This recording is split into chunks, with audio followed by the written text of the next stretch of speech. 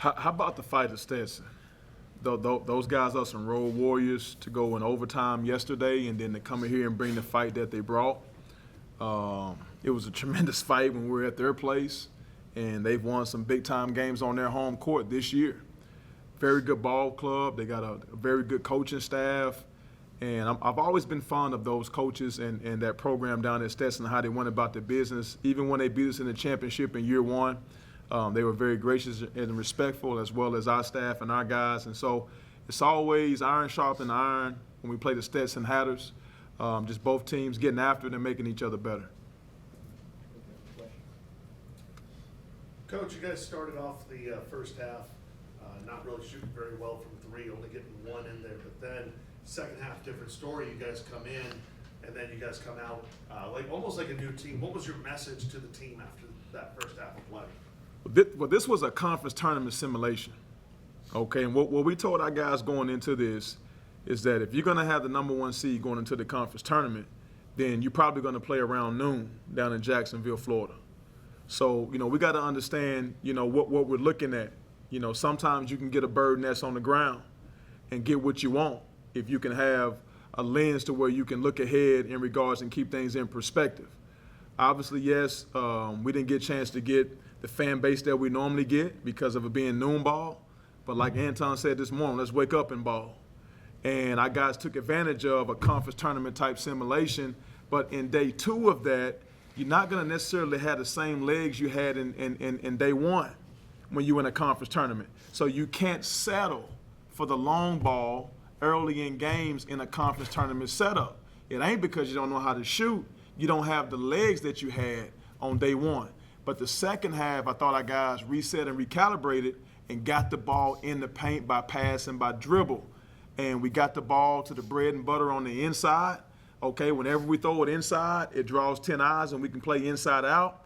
But how about the mentality of our guards also being able to get in there by dribble? So we got bread and butter by dribble and bread and butter by pass. We guys remain consistent and putting force on that rim. That's when we're better and we're able to get into the bonus earlier in games. Coach, in the first half, I think it's fair, it was a little bit sloppy. In the second half, though, he ended up ended up forcing 12 turnovers. Was there more of an emphasis? It looked like you were playing a lot more aggressive on defense in the second half. When I was a kid, I didn't know any better, but my best lunch meal at school was Sloppy Joe's. Okay, sometimes sloppy is the best thing you can get.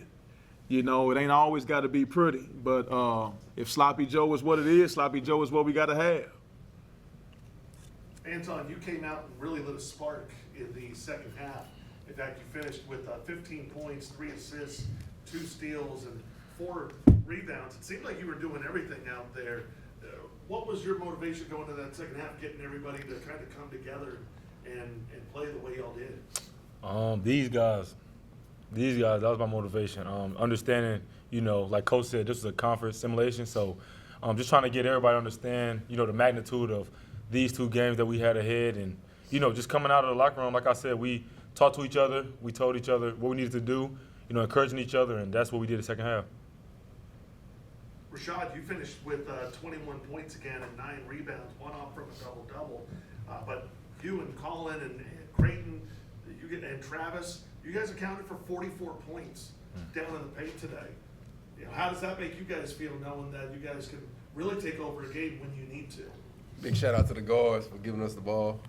Midget dribbling, like Coach said, getting on to them. They had to do a drill in practice, had to midget dribble. So big shout out to them. When they midget dribble, they draw 10 eyes in the paint and leave me open. Do you have to tell your guards sometimes to stop running around in circles? Oh yeah, they do be doing too much. I be in the paint for like 5 seconds. Big shout out to the refs for not calling them. Big shout out. Rashaud, you were perfect from the free throw line today. I don't know if you realize that. From the beginning of the year to now, your free throw shooting has been night and day. What do you think's behind that? Taking my time, walking to the half-court line, like Coach said, and just focusing on the rim.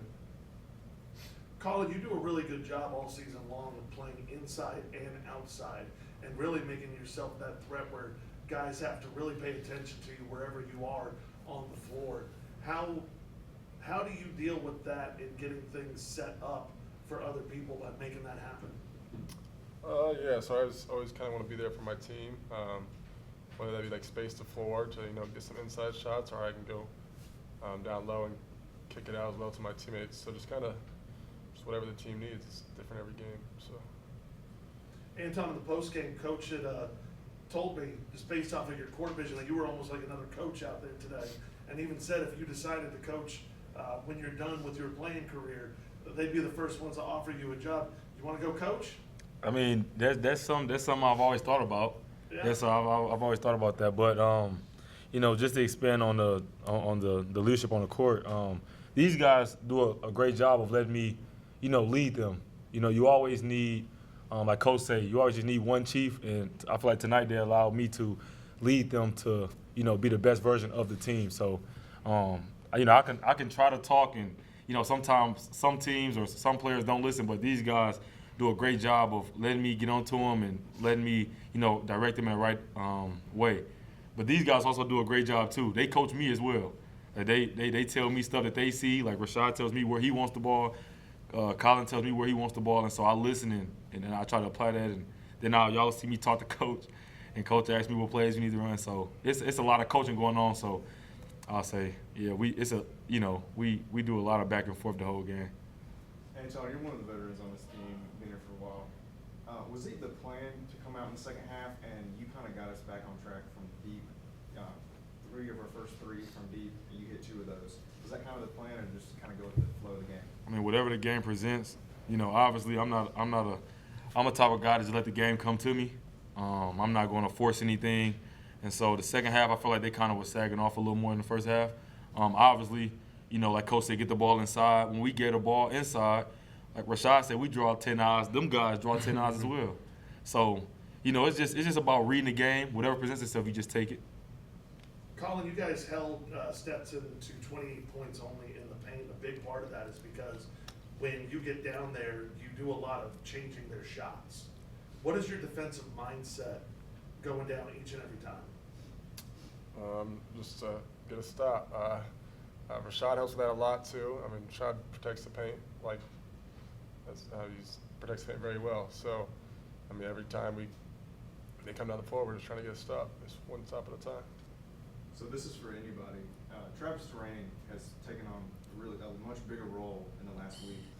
Can anybody speak on kind of the development you've seen from him and kind of how he fits into the rotation? He letting everybody coach him. Letting everybody coach him. Everybody can speak on that. Facts. Yeah, I would say, man,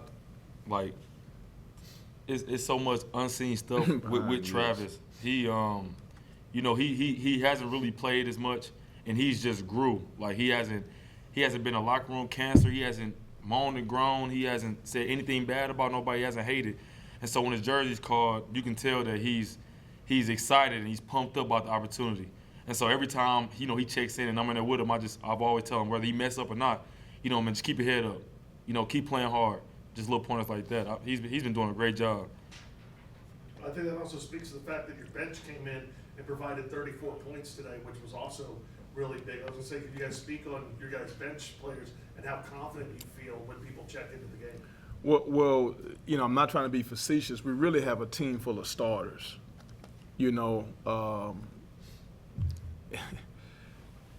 Anton and I had a discussion about what role we needed him in to get to March. He's not coming off the bench because he's not a starter, as well as the other guys.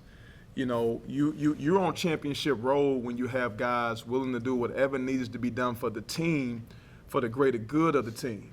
We need Anton Brookshire to close games.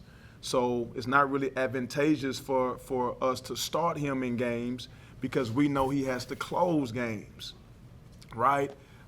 Starting has its place and closing games has its place and the middle 8 has its place.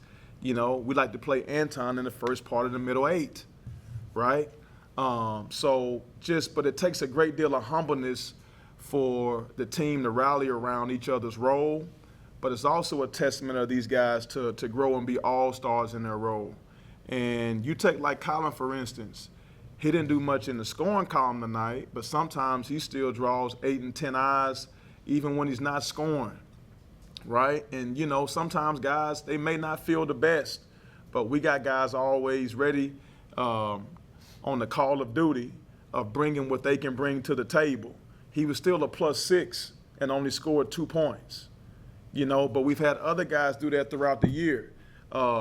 This is one of the more special groups I've been around in my career, and I'm not saying that because we're coaching them. If you see what these guys do for each other behind closed doors and how they coach each other and how they have molded and brought the young ones along and how they've helped people transition in and how they continue to grow.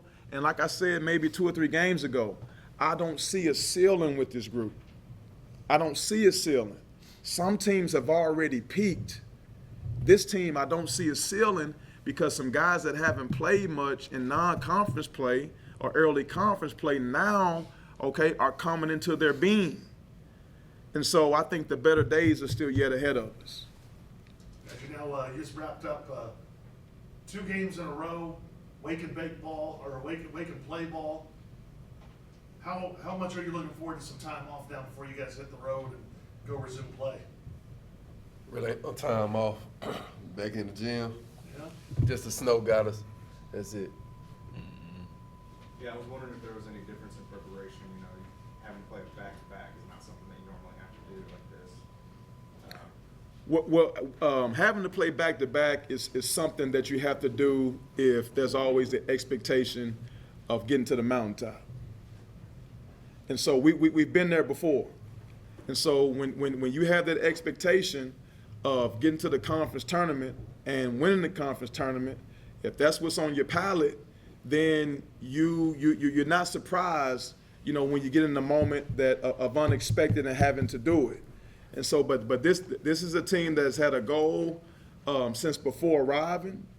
They set some lofty goals this summer, and they've been consistent in their approach. It's one thing to talk it, but you have to make sure that you put in the work for it to pay dividends. And this group puts in that work. Coach, I got one more for you. You mentioned in the last pressure that I was at that you told Corey that you always think it's going to go in. Well, he took a 3 today and it went in. It was his first 3 in A-Sun play. Did you think it was going to go in today? Always. These guys will tell you, every time he shoots 3 in practice, what do I say? He don't miss wide open. He don't miss wide open It was ones. a deep 3, too. They weren't respecting him at all. He doesn't miss wide open threes. I'm telling you, he does not miss wide open threes. He is a confident young man, okay? And the reason why he doesn't, number one, he believes he's going to go in before he takes it, okay? And number 2, he's never seen a shot he didn't like. Coach, I'll let you guys out on this one as Clarksville's getting ready to face some tough winter weather. You got any message for the people of Clarksville as they get ready to face this? Yes, let's all pray for each other. We don't know what we're going to get.